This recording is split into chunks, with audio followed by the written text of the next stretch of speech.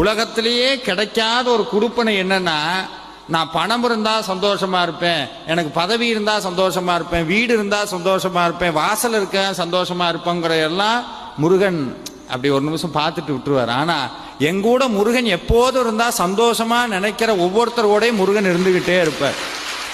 அதனாலதான் இன்னைக்கு உங்க கூட எல்லாம் முருகன் இருக்கணும்னு நீங்க வேணா எழுதி வேணா வச்சுக்கலாம். யாராவது பிரசன்னம் பாக்குறீங்கன்னா பாருங்க, ஒரு உண்மை புரியும். கிட்டத்தட்ட 6 படை வீட்டை காலி பண்ணிட்டு முருகன் எப்பவோ இங்க வந்துட்டார், காலையிலேயே வந்துட்டார். 6 படை முருகனும் இங்கதான் இருக்கிறார்.